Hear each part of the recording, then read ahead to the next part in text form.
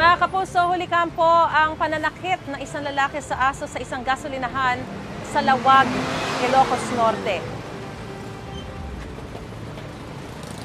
Sa CCTV video, makikita ang lalaking yan na may hawak na kahoy. Maya-maya nilapitan niya ang isang puting aso at biglang hinataw. Napatakbo ang aso. Ayon sa gas attendant, pinagbibintangan ng lalaki ang aso na dumudumi sa harap ng kanyang bahay. Pero gate nila, hindi umaalis sa gasolinahan ang aso. Naligaw raw sa lugar nila ang aso nung nakaraang bagyo. Kaya't inampun nila at pinapakain. Sa ilalim ng Animal Welfare Act of 1998, bawal ang anumang klase ng pagmamalupit sa mga hayop. Maaaring magmulta at makulong ang mapatutunayang lumalabag dito.